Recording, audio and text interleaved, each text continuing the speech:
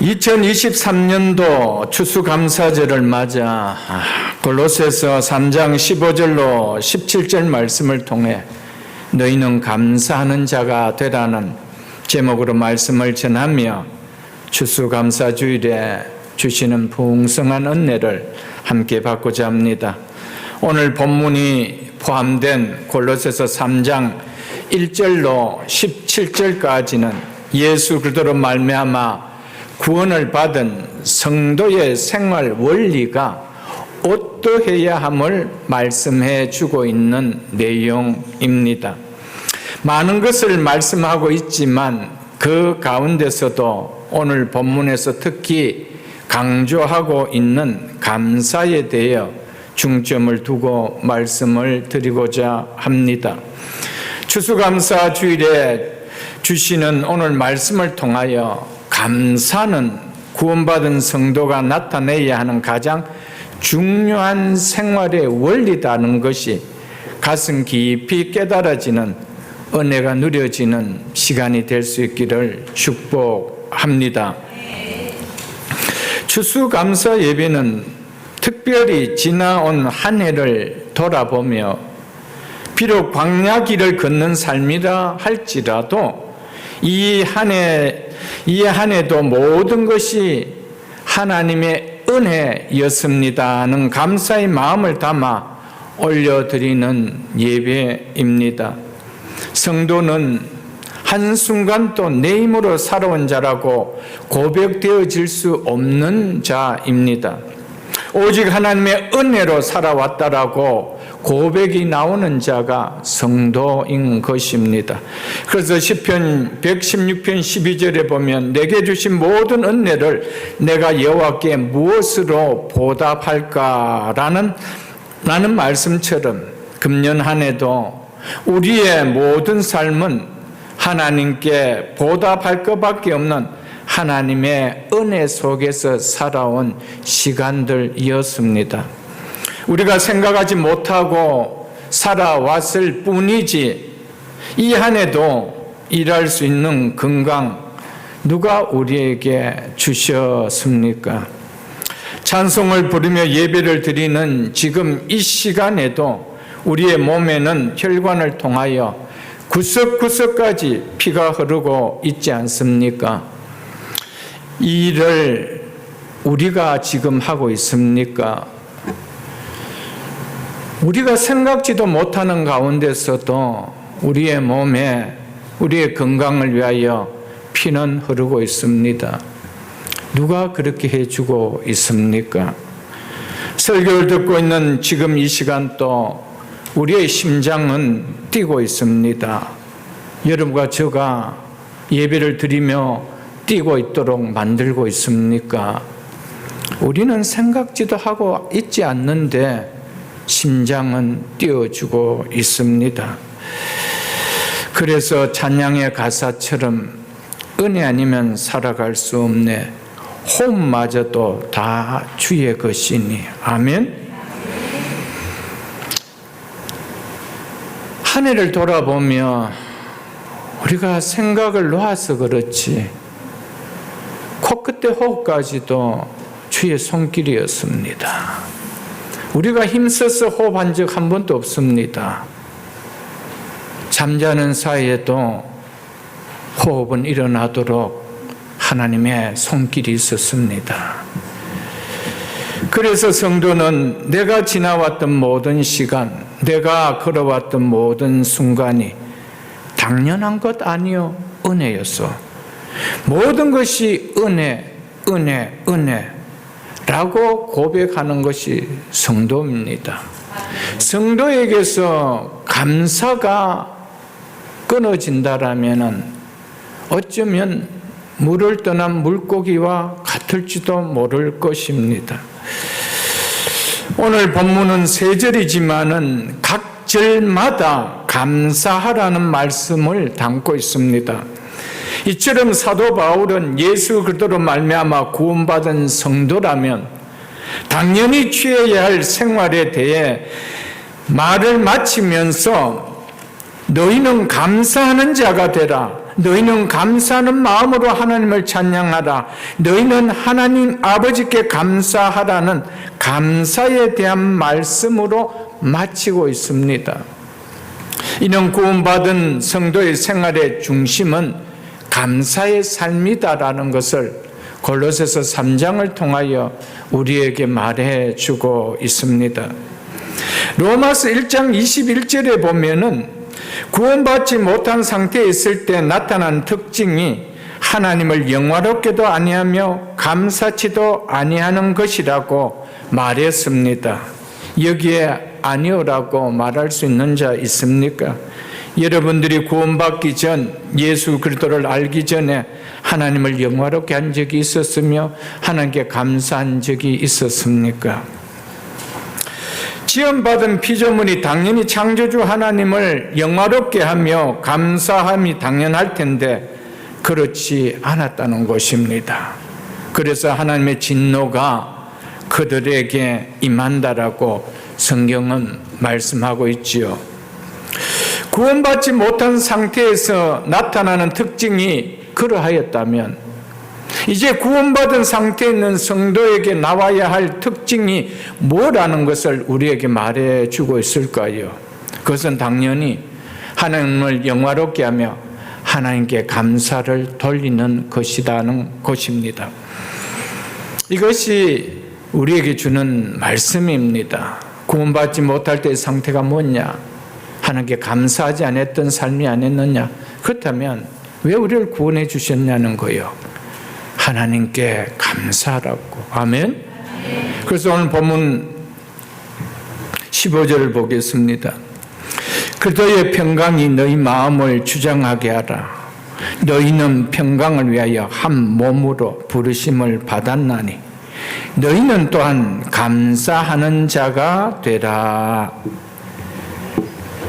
예수 그리스도를 믿음으로 말미암아 구원받은 성도는 구원받지 못한 세상 사람들과는 다르게 그분이 주신 평강을, 즉 평안을 누리고 있는 자라는 것입니다.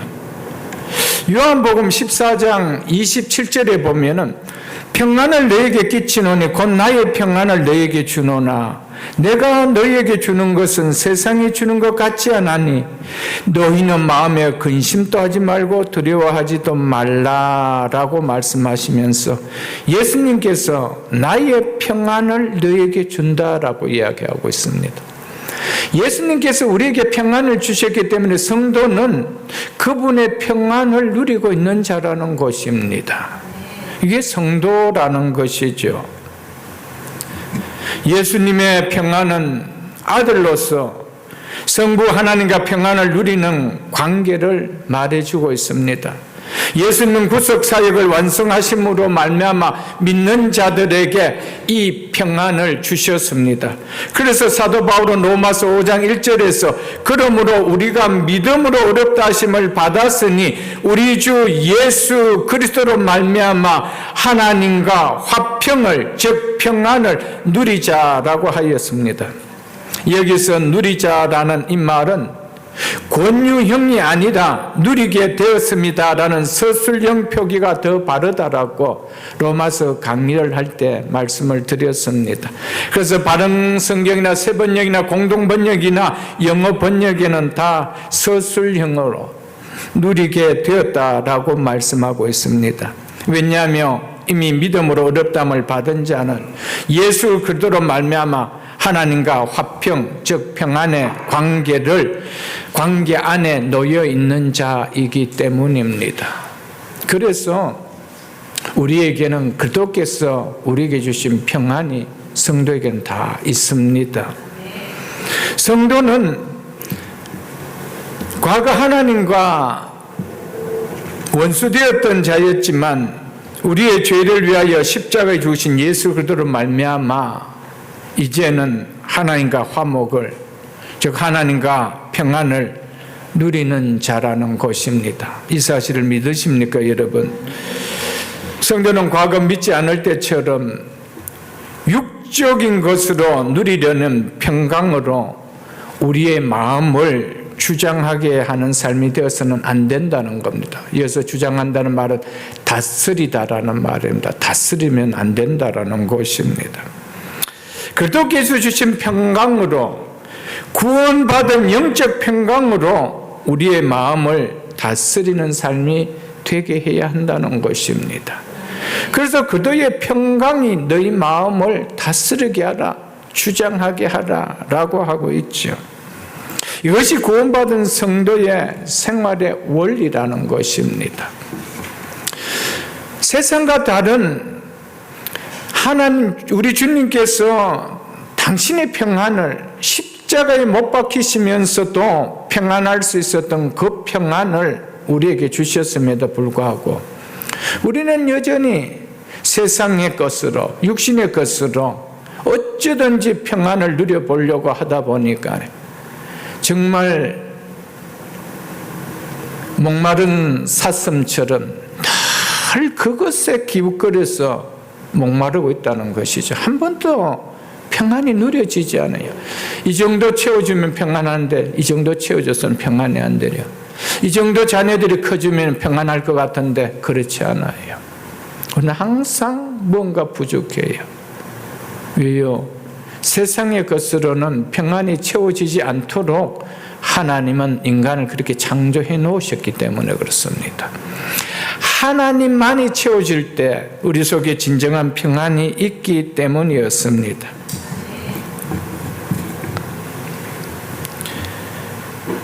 그러면서 너희가 평강을 위하여 한 몸으로 부르심을 받았나니라고 하지요. 여기서 한 몸은 그리스도의 몸인 교회를 말합니다.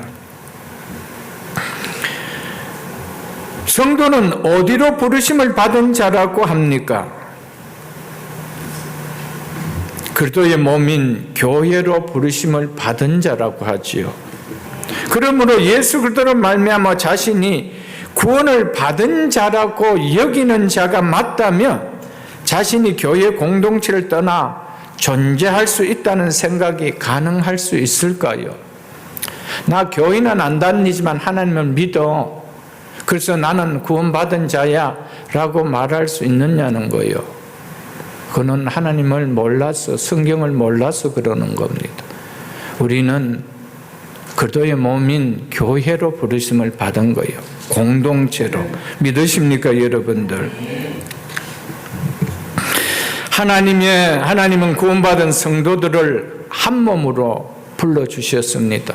이것이 그리스도인의 정체성입니다. 그리스도인은 이 정체성을 잊어버리면은 교회 공동체를 떠나서도 얼마든지 하나님을 믿고 구원받을 수 있다라는 이런 거짓 믿음이 들어올 수 있다라는 것이죠. 없습니다. 우리는 교회로 불러주셨어요. 교회 공동체로 불러주셨습니다. 교회 공동체를 이루려고 우리를 한 몸이 되게 불러주셨다라고 성경 말씀하고 있습니다. 교회 공동체를 이루는 한 몸으로 불러주신 목적이 무엇이라고 합니까? 평강을 위하여. 모든 성도는 그리스도를 머리로 하는 한 몸으로서 서로 화평 가운데 유기적 연합이 되어야 한다는 것을 말씀해 주고 있습니다. 이것이 구원받은 성도의 생활 원리된 것을 말해 줍니다. 그러므로 성도가 교회 공동체에 들어와 공동체의 화평을, 평강을 깨뜨리는 행위는 결코 합당하지 않다라는 것을 이야기합니다. 왜냐하면 구원받은 성도의 생활 원리는 공동체의 평안을 위해서라는 겁니다. 그런데 그거와 역행하는 것은 구원받은 성도의 생활 원리가 아니라는 것을 우리에게 말해주고 있습니다. 그래서 사단은 할 수만 있으면 교회 공동체가 평안을 누리지 못하도록 깨뜨리려고 수단과 방법을 가리지 않고 행합니다. 그러므로 교회 공동체 생활을 하면서 이 일에 쓰임을 받는 역할을 한다는 것은 그것은 참으로 하나님 앞에 부끄러운 일이요 불행한 일이라는 것을 깨달을 수 있는 시간 될 수 있기를 축복합니다. 그러면서 바울은 너희는 또한 감사하는 자가 되라라고 말씀합니다. 이 말씀 또한, 이 말씀은 권유형이 아니지요. 명령형입니다. 너희는 또한 감사하는 자가 되면 좋겠다가 아닙니다. 감사하는 자가 되라는 겁니다. 감사하라가 아닙니다. 감사하는 자가 되라는 겁니다. 성도는 어떤 감사의 조건이 생길 때 감사하는 자가 되어서는 안 된다는 것을 말하게 주고 있습니다. 어떤 형편에든지 감사하는 자가 되라는 겁니다. 그도의 평강을 누리고 있는 성도의 체질은 바로 감사 체질이라는 것을 말해주고 있습니다. 구원받은 성도들에게 구원으로 말미암아 평강을 누려진다라면 어떤 상황 속에서도 감사할 수밖에 없는 감사의 체질로 바뀐다는 것입니다. 그래서 감사하라가 아니고 아예 감사하는 자가 되라라고 우리에게 말씀해 주고 있습니다. 그렇기 때문에 감사하는 자의 생활은 바로 성도, 구원받은 성도의 생활 원리의 가장 중요한 원리인 것을 오늘 본문을 통하여 우리에게 말해 주고 있습니다. 그래서 데살로니가전서 5장 18절에 보면 금년도 11월 묵상의 말씀 아닙니까? 범사에 감사하라. 이것이, 범사에 감사는 이것이 그리스도 예수 안에서 너희를 향하신, 성도를 향하신 누구의 뜻이니라? 우리를 구원해 주신 하나님의 뜻이니라. 아멘. 어떤 상황과 조건 가운데서 감사하라. 이것이 하나님의 뜻이니라라고 하고 있지 않습니다. 범사에 어떤 상황 속에서도 좋은 일이 있어도 우리가 생각하기에도 이것은 별로 좋지 않는 일이라고 할 때도 또 어려운 일이 있을 때도 슬픈 일이 있을 때도 그때도 감사하라. 왜요? 이것이 하나님의 뜻이래요. 하나님 뜻이 뭐라는 겁니까? 감사 체질이 되라는 거예요.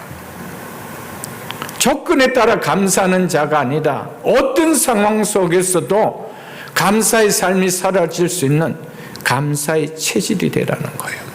이것이 너희를 향한 하나님의 뜻이니라 라고 말씀하고 있음을 기억할 수 있기를 축복합니다.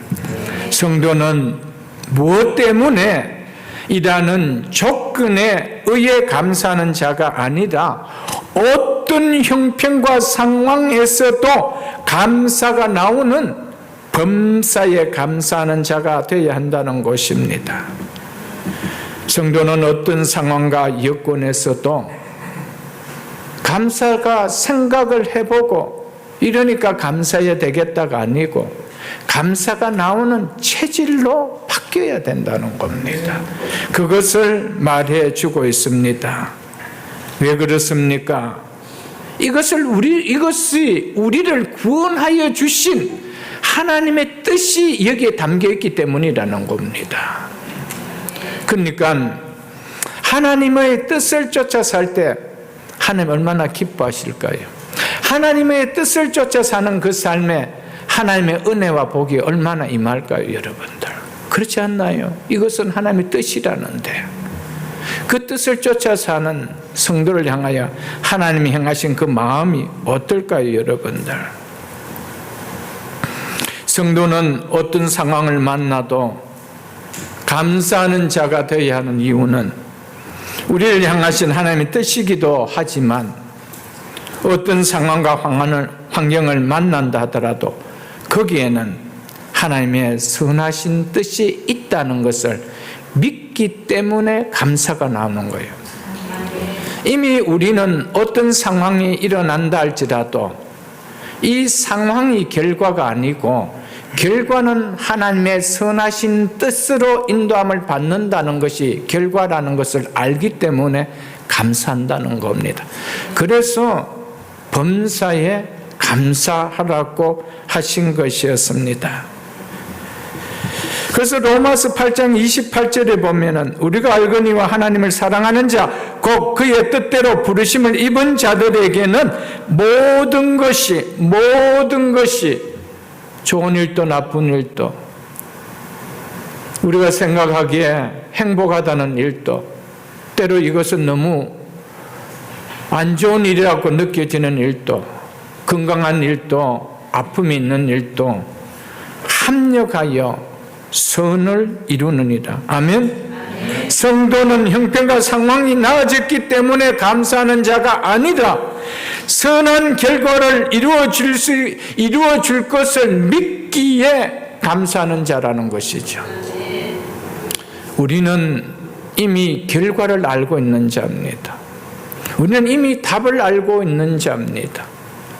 우리의 결과는 이 땅에서 이미 하나님의 통치를 받고 우리가 이 생명을 끝나는 날 하나님의 나라로 들어감을 우리는 확신하기 때문에 어떤 상황 속에서도 우리는 감사할 수 있는 자인 것을 말해주고 있습니다. 지선자매가 부른 감사의 찬양 가사를 보면은 오늘 숨을 쉬는 것 감사, 나를 구원하신 것 감사, 내 뜻대로 안 돼도 주가 인도하시는 것 모든 것 감사. 내 뜻대로 안 돼도 지금 이 상황은 내 뜻에 내가 원하는 뜻이 아닌데라 할지라도 주가 인도하시는 것이 있기에 감사한다는 거예요. 믿습니까 여러분들? 우리는 결과를 알기 때문에 감사해요.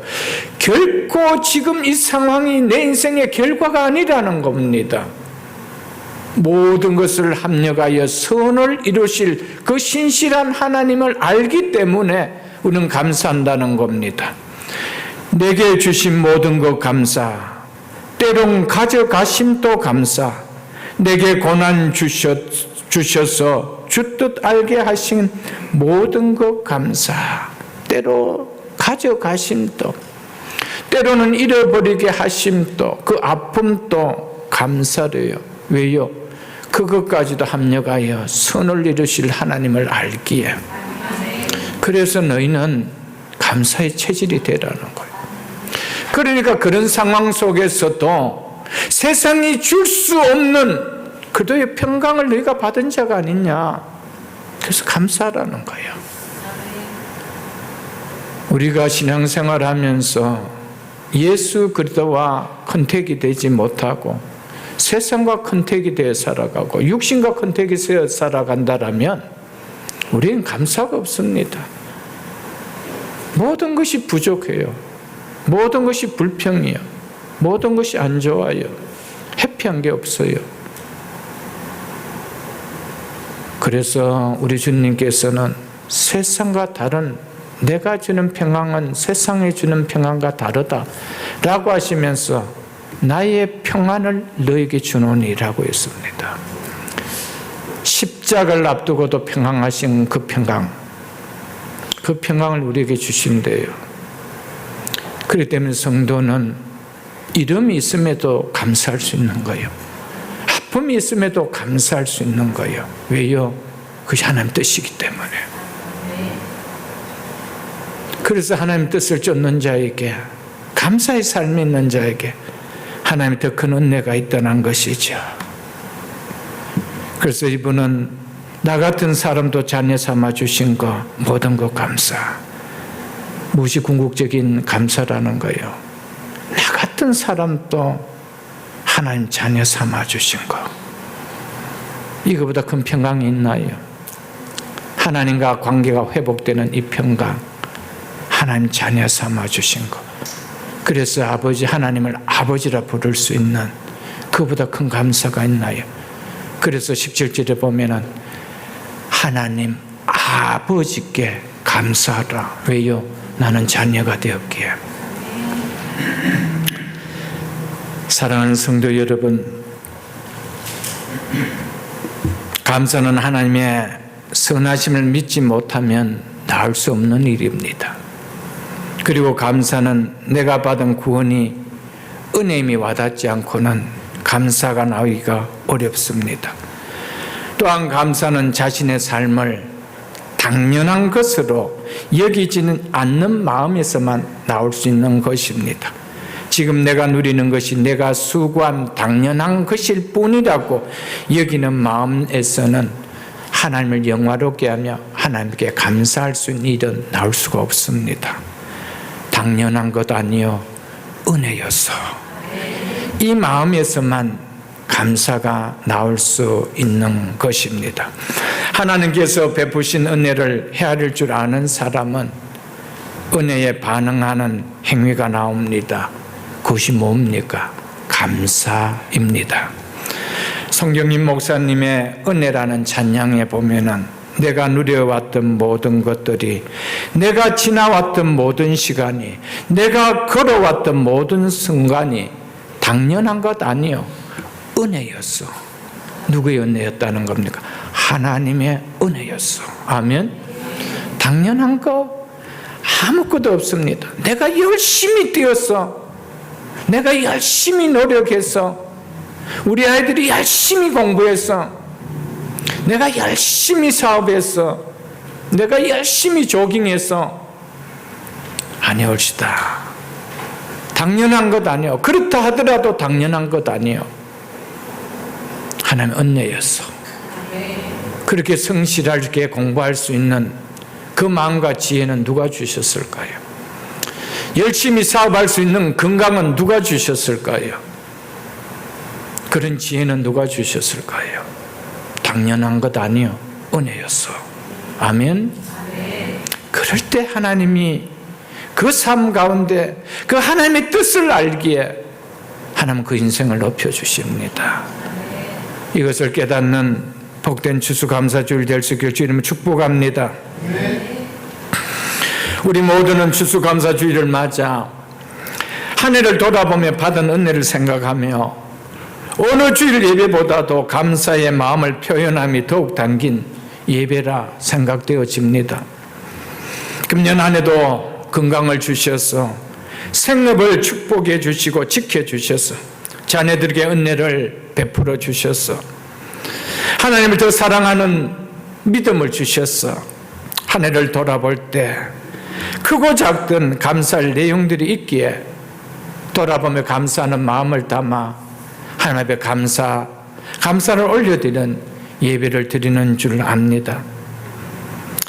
하박국을 한번 보겠습니다. 구약 하박국 3장 17절로 18절 보겠습니다. 구약 성경 1305쪽입니다. 하박국 선지자는 뭐라고 말씀하고 있는지 구약 성경 하박국 3장 17절로 18절 말씀을 보겠습니다.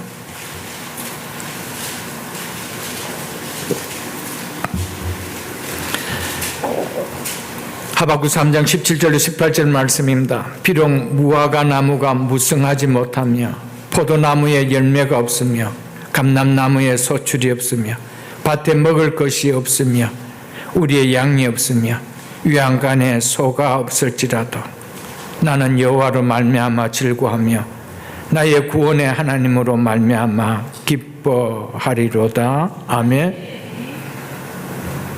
오늘 말하면 감사할 제목이 아무것도 없다는 것이죠. 사업도 안 돼요. 주식도 다 내려앉았어요. 부동산도 오르는 것이 하나도 없어요. 뭐 될 게 하나도 없어요. 아무것도 없다는 거예요. 감사의 조건이 있나요? 없습니다.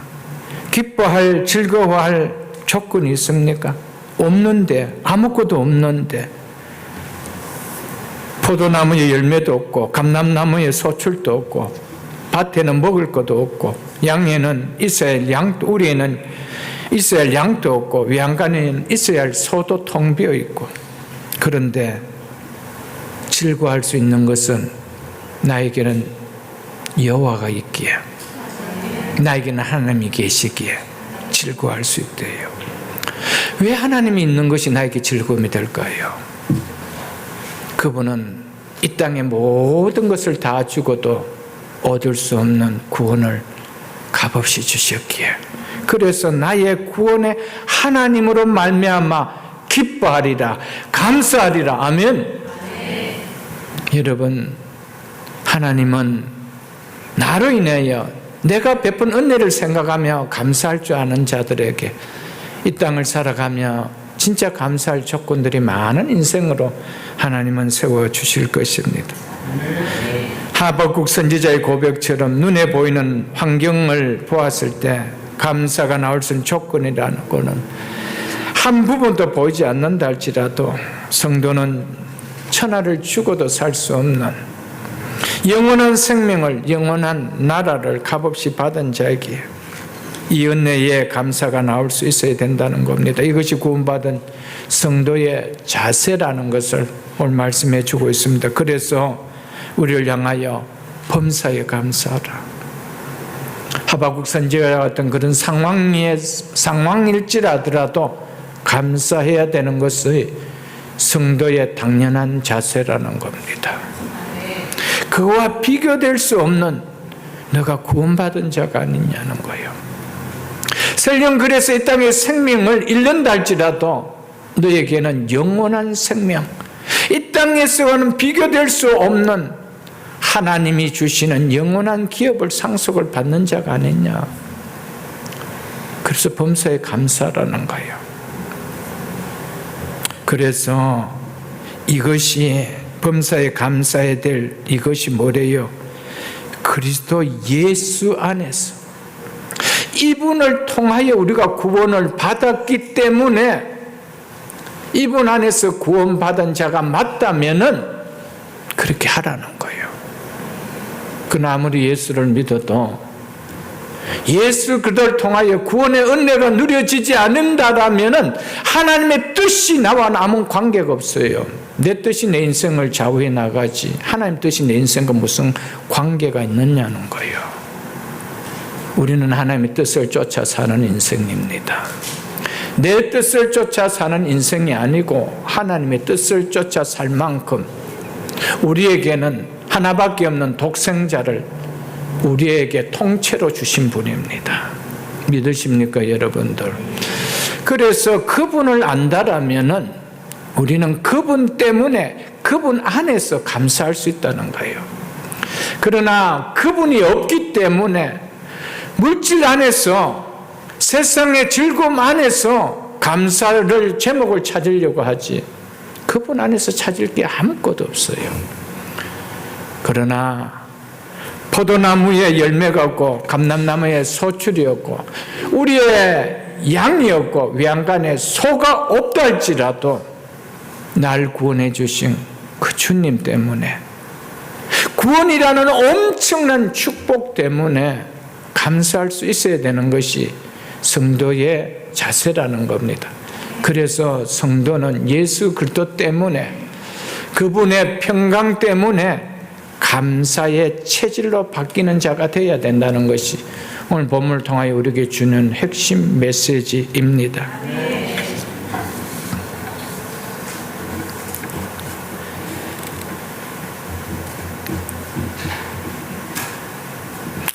금년 한 해 한번 돌아보십시오. 날 구원해 주신 하나님의 은혜가 내 심령에 마르지 않게 하심으로 구원받은 하나님 백성으로 살아갈 수 있음으로 인하여 감사합니까, 여러분들? 어떤 성도는 늘 하나님 앞에 예배자로 설 수 있는 거 감사하시는 분도 아니십니까, 여러분들? 우리 어떻게 해서 예배자가 될 수 있나요? 날 구원해 주신 예수 그리스도 때문이죠. 여러분, 정말 우리는 구원 때문에 감사할 수 있어요. 그 구원의 은혜를 누릴 수 있는 믿음 주심 때문에 감사가 일어나야 된다는 거예요. 금년 안에도 하나님 아버지께 예배 드릴 수 있는 믿음 잃지 않도록 지켜주신 것으로 인해 감사할 수 있어야 합니다. 예배 드릴 수 있는 교회 공동체가 있는 것으로 인해 감사할 수 있어야 합니다. 내 심령과 가정과 일터에 축복이 흘러올 수 있게 해주시는 내 교회가 있다는 것으로 인해 감사할 수 있어야 합니다. 힘들 때도 기도하며 말씀을 들으며 위로를 받고 힘을 받는 내 교회가 있다는 것으로 인해 우리는 감사가 나올 수 있어야 합니다.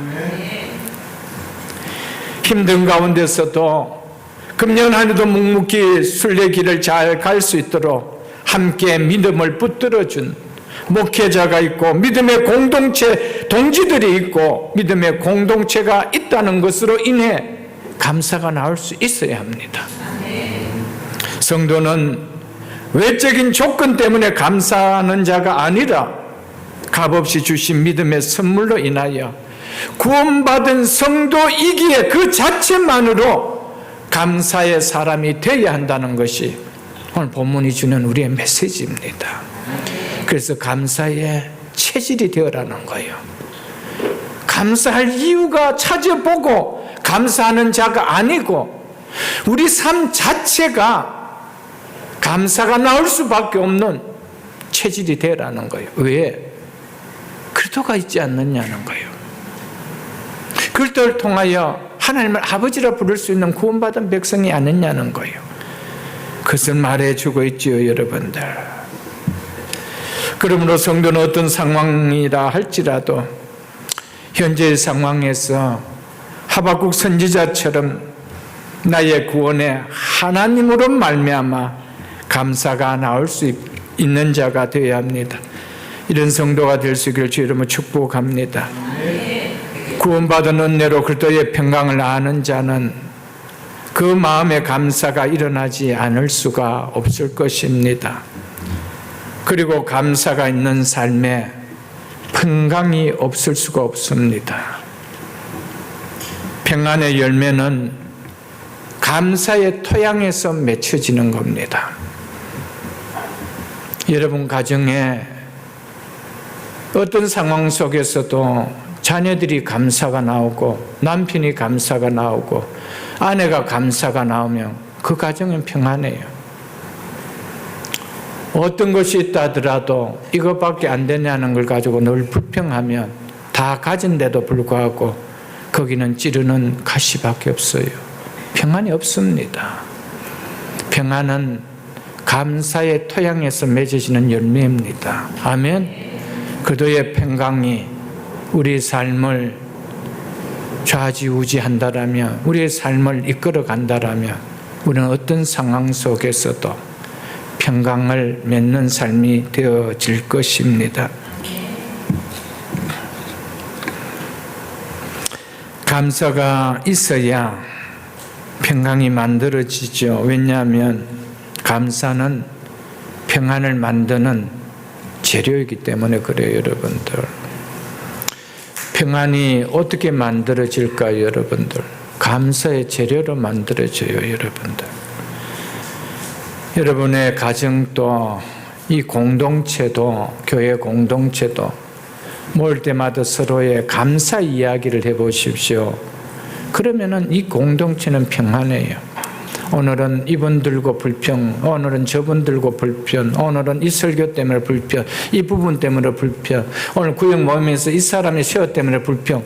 그래 보면은 한 번도 내 마음속에 평강이 없어요, 여러분들. 늘 불평으로 충만한데, 평안은 감사라는 재료로 만들어져요. 아멘. 오늘 비즈니스가 좀 안 돼도 하나님 그래도 쫄딱 망하게 하지 않은 거 감사합니다. 그럴 때 마치고 핸들을 잡고 집으로 향할 때 평강이 누려져요. 그렇지 않다라면 불평이죠. 오늘 열심히 일했는데 이거밖에 안 되나. 그 못된 오늘 고경한 사람 만나는 때문에 여러분 그러면은 아무것도 안 되는 거예요, 여러분. 그래도 감사하십시오. 우리는 감사의 체질이 되어질 수 있기를 주 이름으로 축복합니다.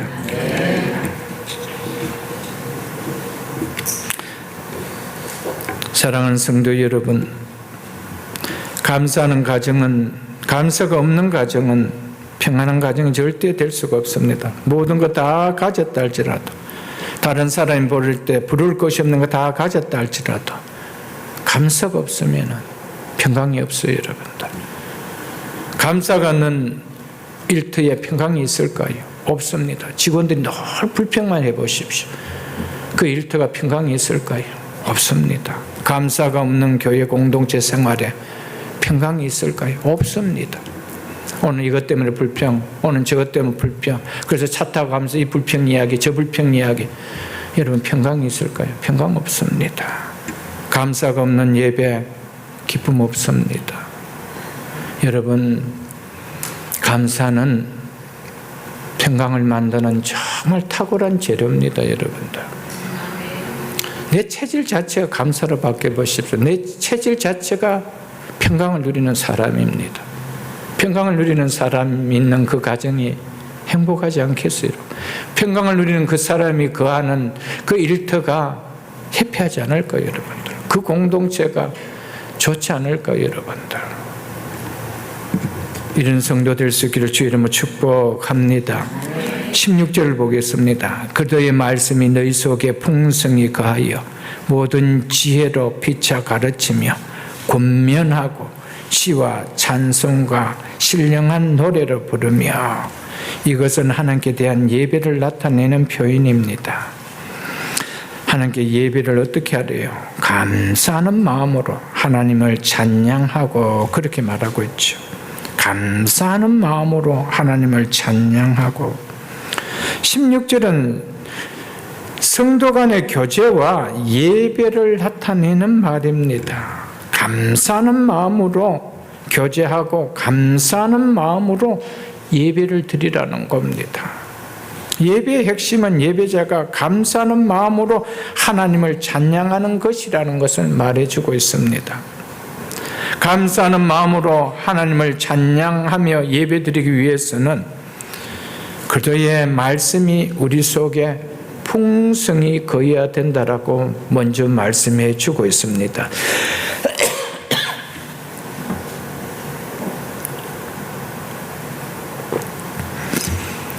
여기서 그리스도의 말씀은 복음을 나타냅니다. 그 1장 15절에 보면은요, 고린도전서 우리가 보는 골로새서 1장 5절에 보면은 너희를 위하여 하늘에 쌓아둔 소망으로 말미암아 곧 너희가 전에 복음 진리의 말씀을 들은 것이라. 복음 곧 진리의 말씀을 들은 것이라. 이 번역이 맞습니다. 그래서 대부분 영어 번역이나 또 새 번역이나 보면 복음 곧 진리의 말씀을 들은 것이라 이렇게 이야기하고 있습니다.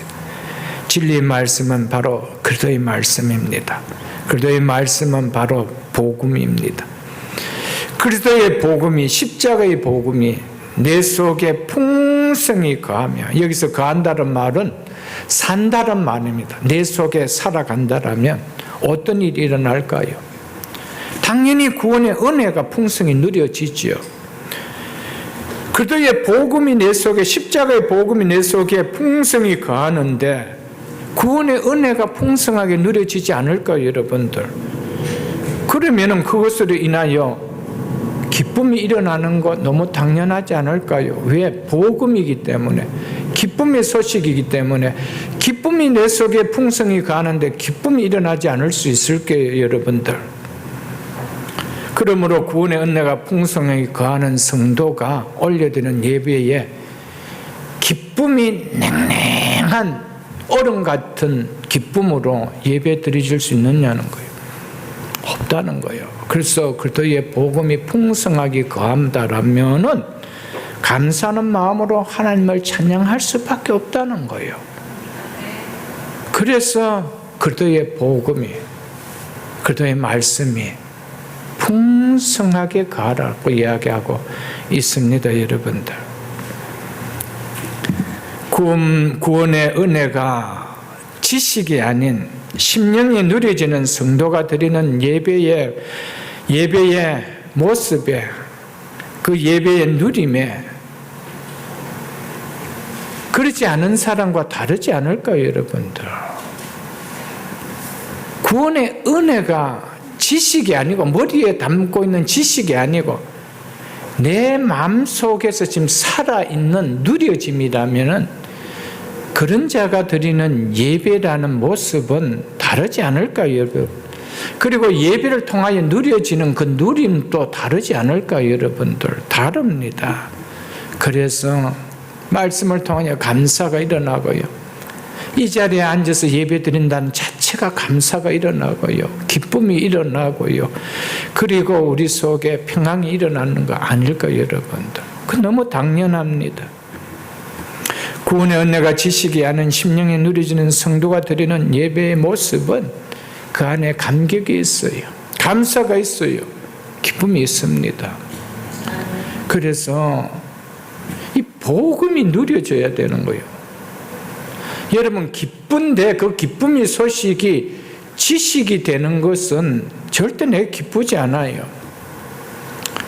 어떤 사람에게는 그 기쁘다라는 것이 합격해서라는 것이 내 속에 누려지는 사람이 있어. 그래서 막 기뻐요. 누굴까요? 식구입니다.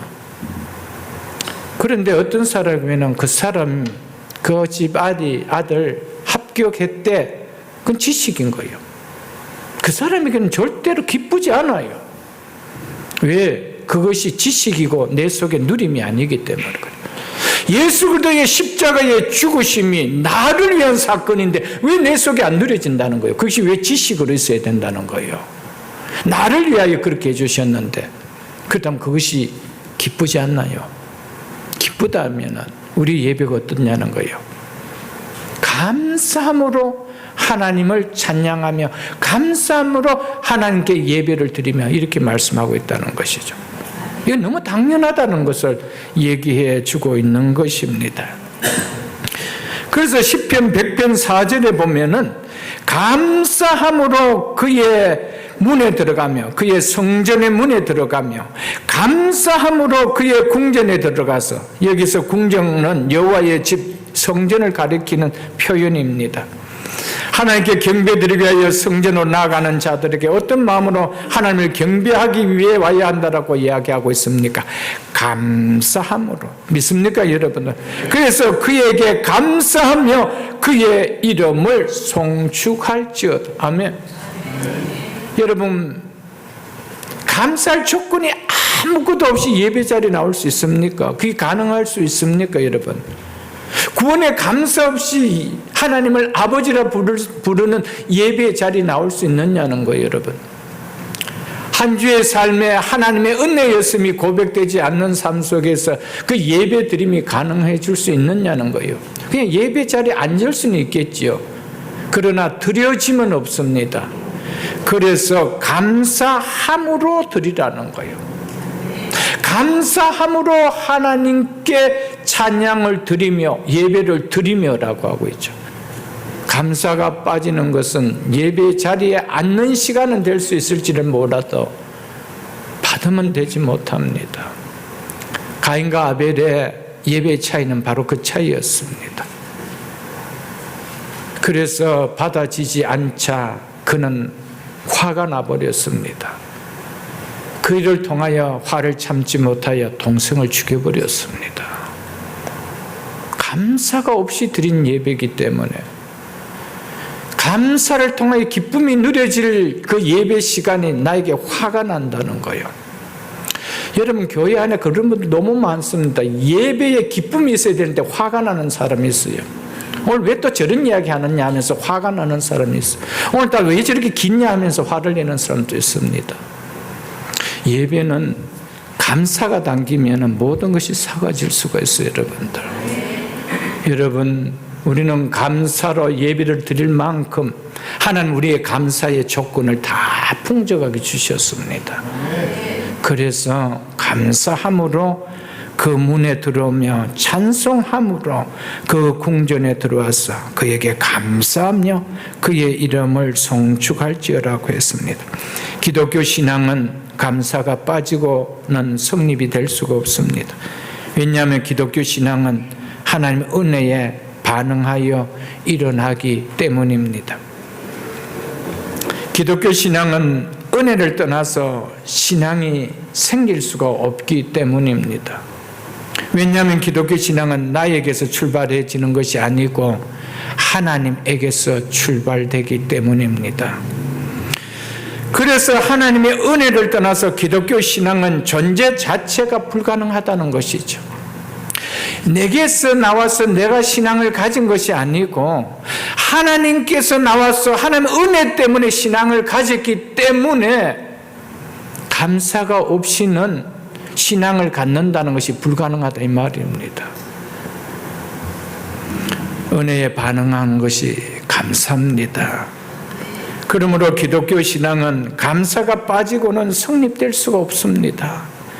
신앙생활의 바탕은 하나님 베푸신 은혜에 대한 감사입니다. 여러분, 우리 신앙생활의 가장 기본이 뭡니까? 가장 소중하면서도 가장 기본이 뭡니까? 예배 아니에요. 근데 그 예배를 어떻게 드려요? 감사함으로. 왜냐하면 신앙은 감사가 빠지고는 신앙이라는 것이 존립하는 것 자체가 불가능하기 때문에 그래서 감사함으로 라고 하고 있는 것이죠. 그래서 감사가 없는 예배 있을 수가 없다는 겁니다. 감사가 없는 찬양, 감사가 빠진 예물 있을 수가 없다는 겁니다. 감사가 빠진 봉사와 감사가 빠진 섬김, 성도에게는 있을 수가 없다는 겁니다. 감사가 없는 신앙 고백 있을 수가 없습니다.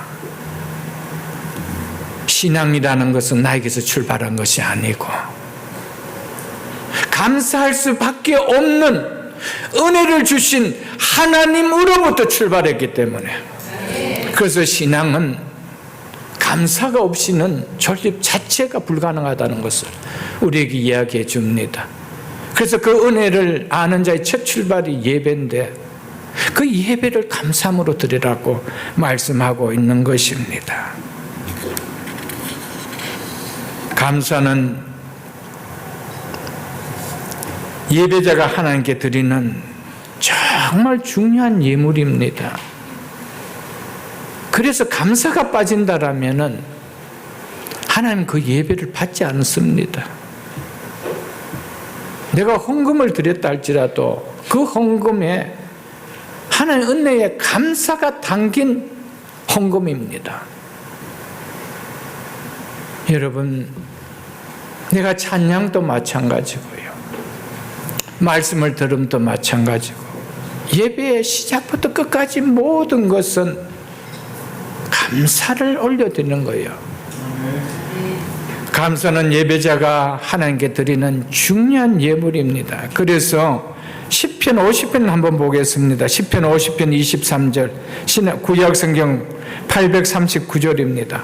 839쪽입니다. 구약성경 839쪽, 시편 50편 23절입니다. 시편 50편 23절. 시편 50편 23절입니다. 무엇으로 제사를, 무엇으로 예배를 드리라고 하지요?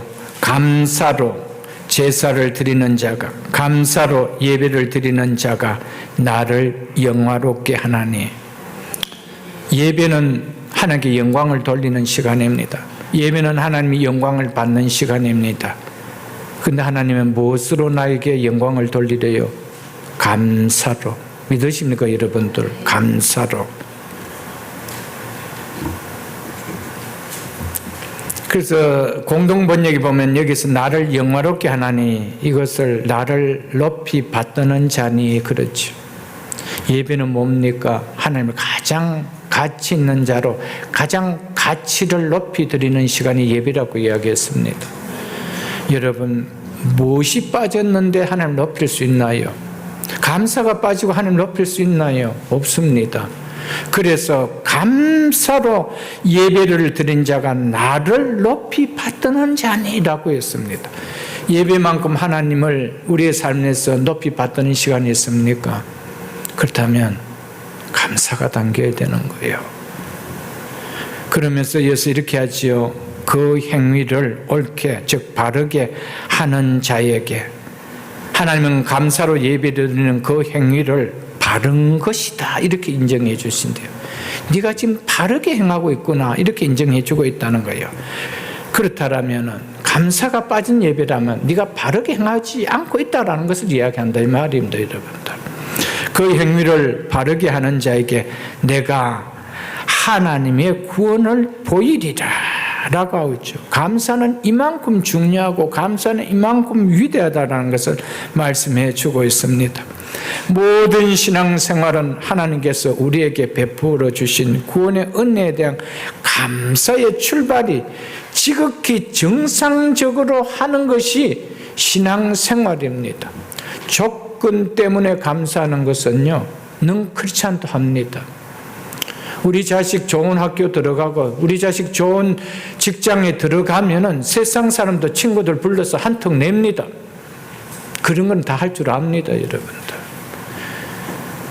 그렇지 않나요, 여러분들?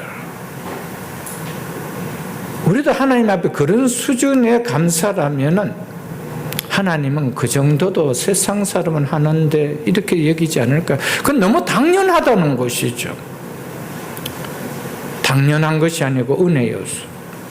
우리는 은혜를 세상 사람들과 격을 같이 하는 은혜가 되어서는 안 된다는 거예요. 그래서 범사에 감사라는 거예요. 그게 격이 다르다는 거예요. 그래서 우리 자체가 은혜의 체질이 되라는 거예요. 아멘?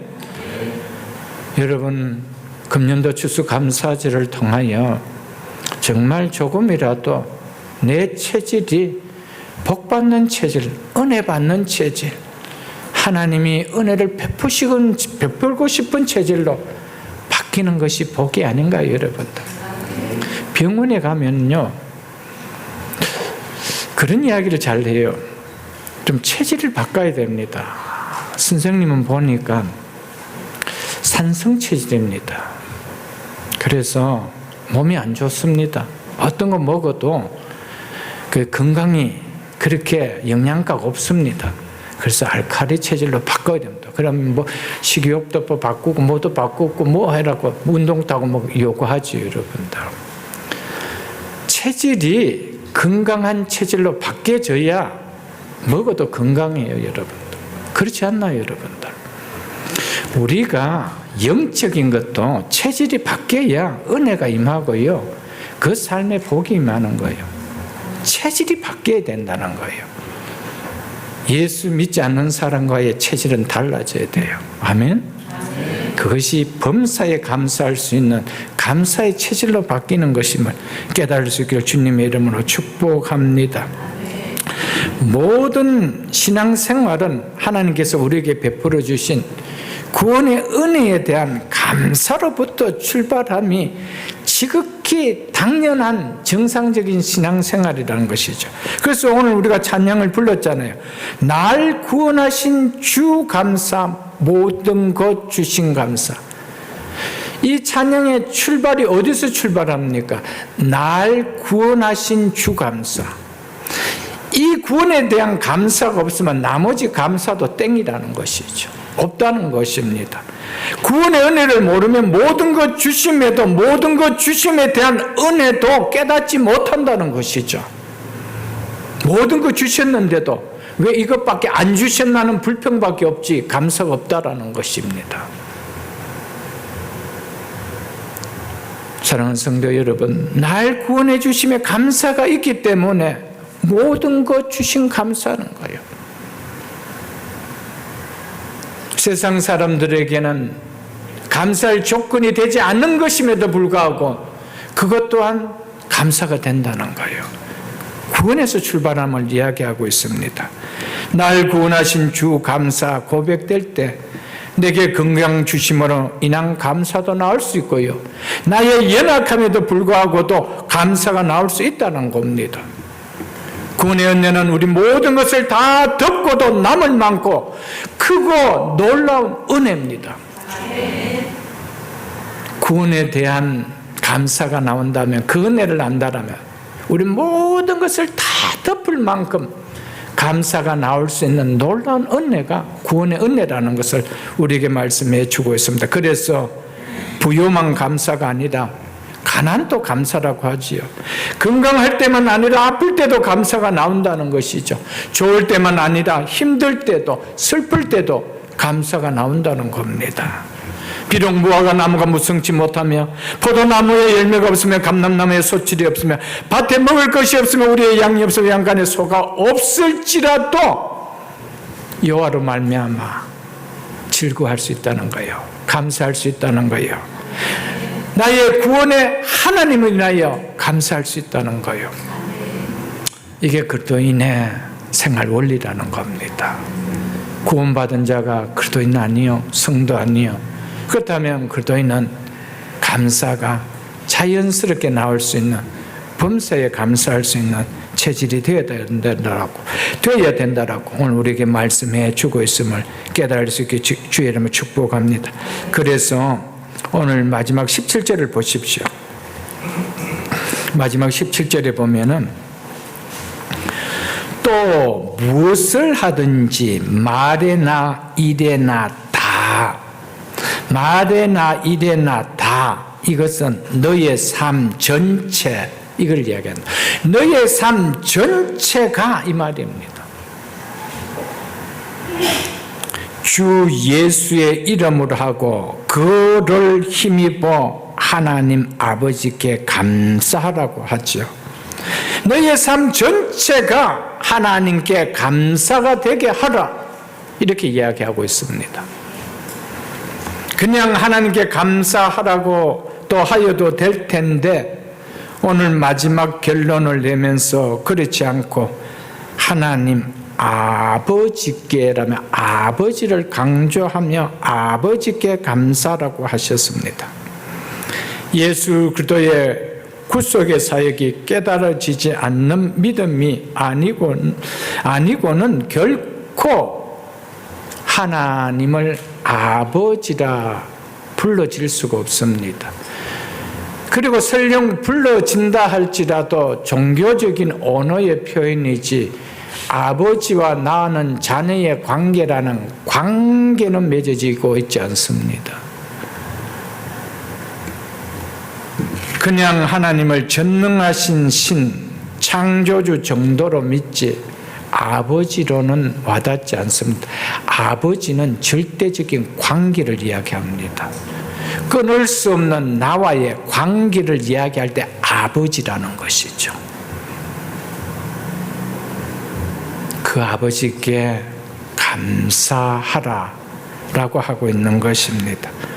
성도는 예수 그리스도의 구속 사역으로 말미암아 하나님을 아버지라 고백하는 자 아닙니까? 그러므로 하나님을 아버지로 고백하는 자는 예수 그리스도께서 행하신 구속의 사역을 깨닫고 믿는 자라, 이 말입니다. 예수 그리스도께서 행하신 구속의 사역을 깨닫고 믿기 때문에 그분의 자녀가 될 수 있는 것이죠. 그래서 하나님을 아버지라고 부르지요. 네가 그런 하나님을 아버지라고 부르는 자가 맞다라면 너는 너의 모든 삶이 다 예수 그리스도의 이름을 힘입어 나에게 감사라고 이야기하고 있는 거예요. 그것이 오늘의 결론입니다, 여러분들. 성도는 단순히 예수님께서 십자가에 달려 죽으신 이 사실을 믿는 자가 아닙니다. 교회 다니는 사람 치고 예수 그리스도께서 십자가에 달려 죽으셨다는 것을 믿지 않는 사람이 누가 있습니까? 그것이 사실이라는 것을 믿지 않는 사람이 누가 있습니까? 이것은요, 믿지 않는 세상 사람들도 그것은 다 믿습니다.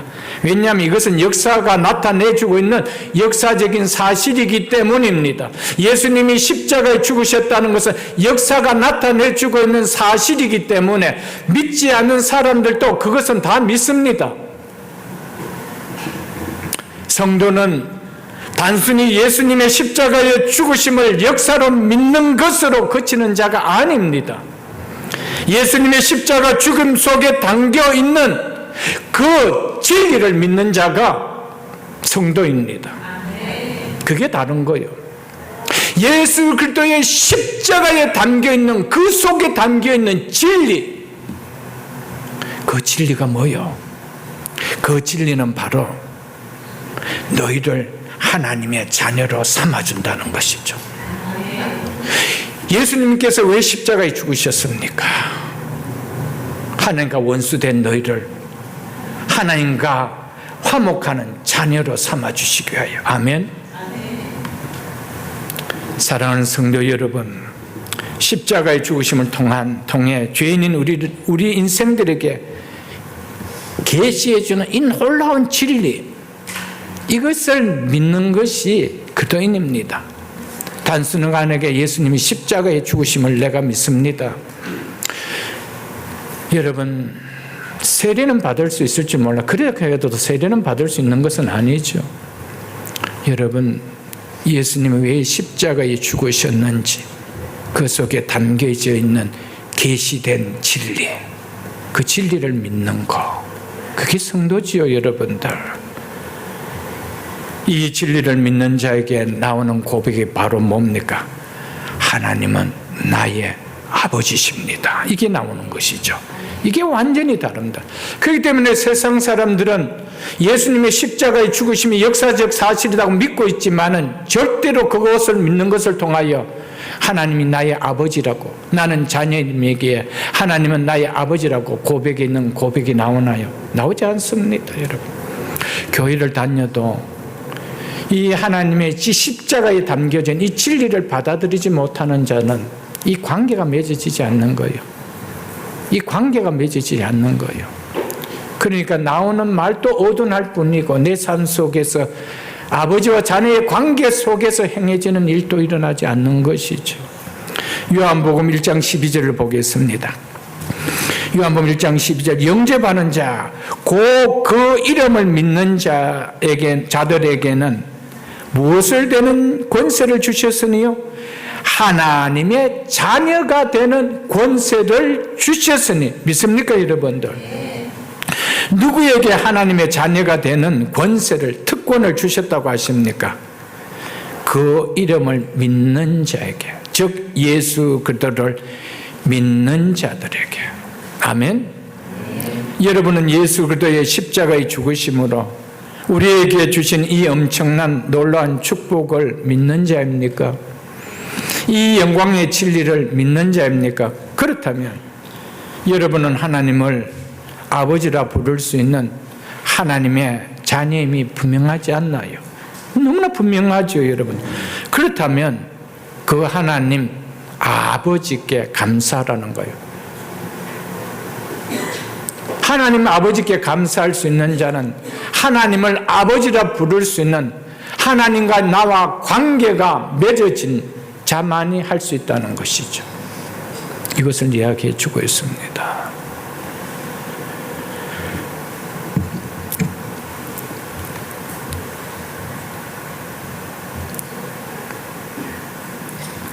자녀가 되는 특권만 누리지 말고 자녀가 되는 특권을 누리는 자다운 삶을 보이라는 것이, 그것이 뭡니까? 하나님 아버지께 감사하라는 겁니다. 우리가 하나님 자녀되고 하나님을 아버지라 부르게 된 것은 하나님의 은혜 중에 은혜입니다. 이것은 우리 생애 최고의 기적적인 사건입니다. 이거보다 놀라운 사건이 있나요? 우리가 하나님 믿기 전에 우리가 어떤 존재인지 한번 생각해 보십시오. 우리가 어떤 존재였습니까? 허물과 죄로 사망의 형벌을 피할 수 없었던, 본질상 하나님의 진노를 피할 수 없었던 진노의 자들이었습니다. 그래서 세상을 떠나는 날이면 모든 것을 다 놓고 가야 하는, 이 세상에 소망이 전혀 없었던 자들이었습니다. 지금 살아가는 동안에는 내일을 위해서 꿈꾸며 어떤 소망을 가지고 살아갈지 모르겠지만 죽음이라는 시간이 내게 닥쳐오는 그 앞에서는 어떤 소망도 없는 자요, 여러분들. 죄의 장벽으로 인하여 하나님과 화해를 이룰 수 없었던, 하나님의 진노 안에 있었던 존재가 과거의 여러분과 저의 존재였습니다. 나아가 육신의 죽음 이후에 하나님의 심판만 기다리고 있었던, 영원한 멸망에 이를 수밖에 없었던 존재가 우리의 존재였습니다. 이런 우리에게 하나님께서 하나밖에 없는 독생자 예수 그리스도를 십자가에 내주심으로 말미암아 하나님이 우리에게 아버지가 되어 주시는 은혜를 베풀어 주셨어요. 이 은혜가 옛사로운 은혜 나는 거예요, 여러분들.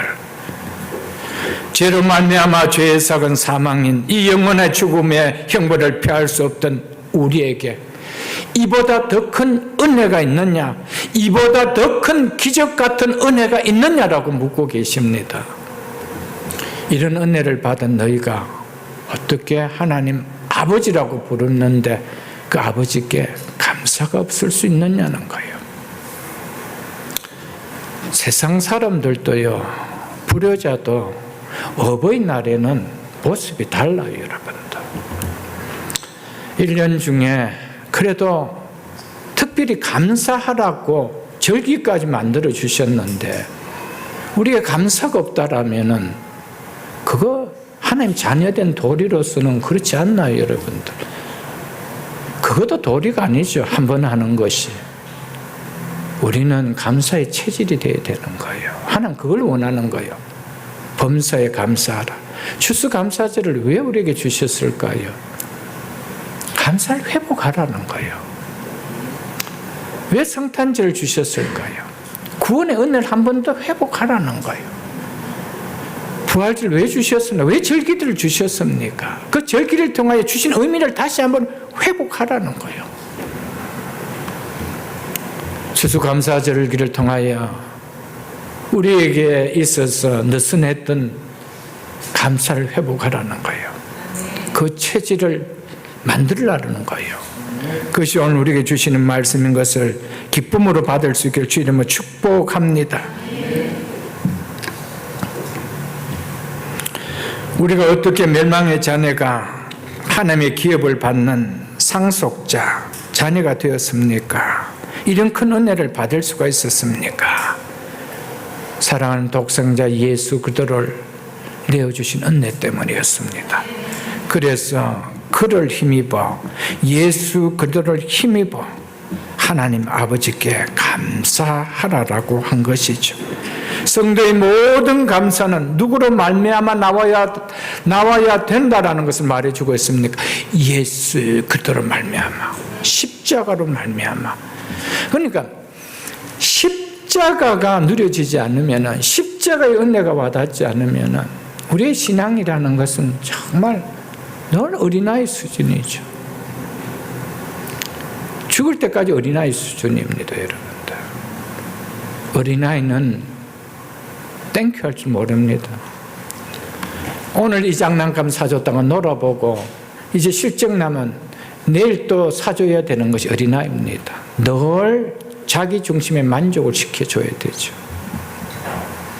그러나 성숙하면은 부모를 생각할 줄 알죠.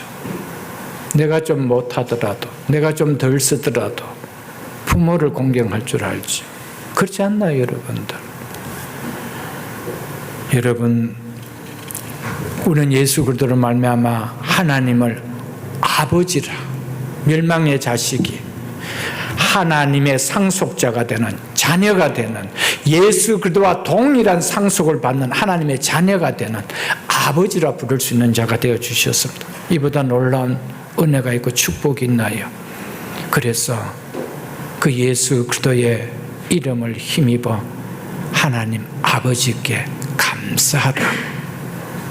이것이 골로새서 3장 1절로 17절을 통하여 구원받은 성도의 삶의 원리에 마침이 이거다, 이게 핵심이다, 이걸 말해주고 있는 것입니다, 여러분들. 그래서 그 앞에 있는 골로새서 2장 6절로 7절을 보겠습니다. 골로새서 2장 6절로 7절을 보겠습니다. 그러므로 너희가 그리스도 예수를 주로 받아들였으니 말이죠. 우리는 예수 그리스도를 나의 주로 받아들였습니다. 나의 구원자로 받아들인 자입니다. 내 인생의 주인으로 받아들인 자입니다. 그러면 그 안에서 행하되 그 안에 뿌리를 박으며 세움을 받아 교훈을 받는 대로 믿음에 굳게 서서 무엇을 넘치게 하라 그랬습니다. 감사를 넘치게 하라. 감사를 그냥 메마르게 하라 이렇게 하지 않죠. 감사를 넘치게 하라 이렇게 이야기하고 있습니다. 하나님께 대한 감사, 누구를 통하여 주어진 거라고 말씀합니까? 예수 그리스도로 말미암아. 예수 그리스도를 믿음으로 말미암아 하나님을 아버지라 부를 수 있는 사람이라면은 하나님의 아버지께 감사가 없이 신앙생활을 할 수 없다는 겁니다. 이것은 불가능하다는 것이 오늘 본문을 통하여 우리 준 말씀입니다. 왜냐하면 은혜가 와닿지 않고는 그 은혜의 반응을 보이는 감사가 없는 신앙은 불가능하기 때문이라는 것이죠. 그리고 하나님을 아버지라고 부르는 것이 무슨 의미인지 모를 수가 없기 때문에 하나님을 아버지라 부르는 자는 하나님께 감사할 수밖에 없다는 겁니다. 요한복음 4장 21절을 한번 보세요. 요한복음 4장 21절에 예수께서 이르시되 하면서 그 후반절에 보십시오. 너희가 아버지께 예배할 때가 이르니겠어. 누구에게 예배할 때가? 아버지께 예배할 때가요. 누구한테 예배한다고요? 아버지께. 아버지께 예배할 수 있는 자는 누구밖에 없습니까? 예수 그리스도를 믿는 자밖에 없어요. 예수 그리스도를 믿지 않고는 하나님을 아버지라고 부를 수 있는 자녀가 될 수가 없기 때문입니다. 너희가 아버지께 예배할 때가 되느니 23절에 보십시오. 아버지께 참되게 예배하는 자들은 영과 진리로 예배할 때가 오늘 곧 이때라. 아버지께서 자기에게 이렇게 예배하는 자들을 찾으시느니라. 아멘. 예배의 대상이 어떻게 되고요? 예배의 모습이 어떻게 되는, 자세가 어떻게 되는지 예수님이 친히 가르쳐 주셨습니다. 예배는 아버지께 드리는 거다 그러는 거예요. 그러면서 아버지께 예배를 드리는 때가 곧 온다. 곧 이때라 그럽니다. 이때가 뭡니까? 예수님의 십자가의 죽으심을 이야기합니다. 예수님의 십자가의 죽으심을 통하여 이제 예수 그리스도의 십자가의 죽으심을 믿는 자들은 하나님과의 관계가 아버지와 자녀의 관계가 되기 때문에 아버지께 예배를 드린다는 것이죠. 여러분과 저는 아버지께 예배를 드리고 있습니까? 오늘 아버지께 어떤 마음으로, 어떤 감사를 표현하며, 어떤 마음으로, 어떤 자세로 예배를 드리고 있습니까? 로마서 8장 15절로 16절도 이렇게 말씀하고 있습니다. 너희는 다시 무서워하는 종의 영을 받지 아니하고 양자의 영을 받았으므로 우리가 아빠, 아버지라 부르짖느니라. 아멘? 우리가 하나님을 누구라 부른대요? 아빠, 아버지라 부른다는 거예요. 내가 그렇게 부르는 것이 아니고 성령이 내 속에 그렇게 불러줄 수 있도록 해주신다는 거예요. 그러니까 믿음이 우리에게서 난 건가요? 하나님의 선물 아니요. 그 선물을 받은 자가 어찌 하나님을 아버지라고 부르면서 감사가 없을 수 있느냐는 거예요, 여러분들. 그래서 16절에 이어서 이렇게 이야기하고 있잖아요. 성령이 친히 우리의 영과 더불어 우리가 하나님의 자녀인 것을 증언하시나니. 아멘. 우리가 하나님의 자녀였습니까? 우리가 과거에 하나님의 자녀였습니까? 진노의 자녀였습니다. 하나님의 심판을 피할 수 없던 진노의 자녀가 하나님의 자녀가 될 수 있도록 성령이 증거해주는 자가 되었는데 어떻게 그 하나님을 아버지라고 부르는 사건이 내 속에 일어나면서도 감사가 없을 수 있느냐는 것을 말씀하고 있습니다. 감사가 없다는 것은 신앙 자체가 존립할 수 없다는 겁니다. 왜냐하면 감사는 은혜의 반응에서 나오기 때문입니다. 은혜를 모르는데 신앙이 나타날 수 있느냐는 거예요. 나타날 수가 없다라는 겁니다. 왜냐하면 신앙의 출발 나에게서 나온 것이 아니고 하나님에게서 나왔기 때문에, 하나님에게서 나왔다라면 그분의 은혜를 모르고 신앙생활은 불가능하다는 거예요. 그것을 우리에게 말씀해 주고 있는 것입니다. 누가복음 17장을 한번 보겠습니다. 누가복음 17장. 구약성경 신약성경 124쪽입니다. 신약성경 124쪽 누가복음 17장 11절로 17절을 한번 보겠습니다. 잘 아는 말씀입니다. 그래도 한 번 더 추수감사절을 맞아 한번 새겨보도록 하겠습니다. 누가복음 17장 11절로 17절입니다. 예수께서 예루살렘으로 가실 때에 사마리아와 갈릴리 사이로 지나가시다가 한 마을에 들어가니 나병 환자 10명이 예수를 만나 멀리 서서 소리 높여 이르시되 예수 성성이여 우리를 불쌍히 여기소서 하거늘 보시고 이르시되 가서 제사장들에게 너희 몸을 보이라 하시더니 그들이 가다가 깨끗함을 받은지라. 그 중에 한 사람이 자기가 나은 것을 보고 큰 소리로 하나님께 영광을 돌리며 돌아와 예수의 발 아래 엎드려 감사하니 그는 사마리아 사람이라. 예수께서 대답하여 이르시되 10사람이 다 깨끗함을 받지 아니하느냐? 그 9은 어디 있느냐? 이방인 외에 하나님께 영광을 돌리러 온 자가 없느냐 하시고 그에게 이르시되 일어나 가라 내 믿음이 너를 구원하였느니라 하시더라. 아멘.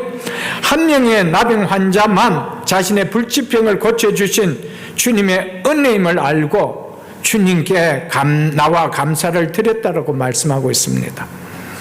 은혜를 알고 감사할 때 그 행위가 예수님께서는 하나님께 영광을 돌리는 행위라고 친히 말씀을 하시죠. 오늘 이 말씀을 통해 우리에게 주시는 이 말씀의 메시지가 뭘까요, 여러분들? 우리 모두는 이 나병 환자들과는 비교될 수 없는, 우리 힘으로는 결코 치료될 수 없는 죄의 바이러스에 걸려 사망의 그늘에 거하고 있던 자들이었다라는 것을 말해주고 있는 것입니다. 이런 우리를 위하여 그리스도께서 십자가에 피 흘려 주셔서 영원한 사망의 그늘에서 피할 수 없게 만든 그 죄의 바이러스를 깨끗하게 씻어주시고 영원한 빛의 나래로 거하는 영원한 생명을 안겨주시지 않았느냐? 너희가 그런 것을 받은 자가 아니었느냐? 이 10명의 문둥병, 나병 환자보다 너희가 더 은혜를 받은 자가 아니냐라는 것을 말해주고 있는 내용입니다. 예수를 믿는 성도가 이 사실을 모를 수 있을까요, 여러분들? 그럼에도 하나님을 아버지라 부르는 이 은혜의 감사를 모르고 산다라면 이 9명과 다를 바가 무엇이 있을까요, 여러분들? 그래서 예수님께서 10사람이 다 깨끗함을 받지 아니하느냐? 그 9은 어디 갔느냐? 이렇게 책망하신 거 아닐까요, 여러분들? 다 그렇게 산다라면 주님이 왜 이런 말을 할까요, 여러분들? 여러분은 한 명에 속한 자입니까? 9명에 속한 자입니까? 오늘 이것을 한번 추수감사절을 돌아보면서 한번 돌아보라고 말씀하고 있습니다. 머리부터 발끝까지 죄로 충만하여 죄악의 고름이 흐르던 영적 나병에 걸린 우리를 독생자 예수 그리스도를 보내서 그분의 보혈로 깨끗하게 씻어서 어렵다 하여 주시고 하나님 아버지라 부를 수 있는 자녀로 삼아 주셨는데 그 아버는 어디 있느냐라는 책망을 듣는 자가 될 수 있느냐는 거요. 될 수 없다라는 것을 말씀하시기 위하여 이 비유를 들어 말씀해 주신 것이었습니다. 감사는 자신이 은혜 받았다고 생각하는 자만이 표현할 수 있는 것입니다. 감사는 받은 은혜를 깨닫는 자만이 할 수 있다라는 것을 이 나병 환자를 통하여 예수님께서 주신 말씀입니다. 하나님의 은혜를 깨달아지면 감사할 수 없는 환경 속에서도 감사가 나올 수 있고요. 그것이 우리를 구원해 주신 하나님의 은혜였음을 깨닫게 된다는 것입니다. 감사는 은혜를 깨닫는 자만이 할 수 있을 뿐 아니라 은혜의 반응인 것이 감사인 것을 말씀해 주고 있습니다. 사랑하는 성도 여러분, 감사는 은혜를 주신 하나님께 보답해 드리는 가장 귀한 예물인 것을 잊지 마시고 이 예물을 예배를 통하여 올려드림으로 우리 남은 인생 속에 감사함으로 감사하는 마음으로 하나님께 찬양하며 하나님을 아버지라 감사하는 자의 삶을 사는 우리 모든 자가 다 될 수 있기를 주님으로 축복합니다. 아울러 남은 인생 속에 이제는 가끔 한번 조건 때문에 감사하는 자가 아니라 감사의 체질이 그렇게 변화되어 감사의 삶을 사는 우리 모두가 다 될 수 있기를 주의 이름으로 축복합니다.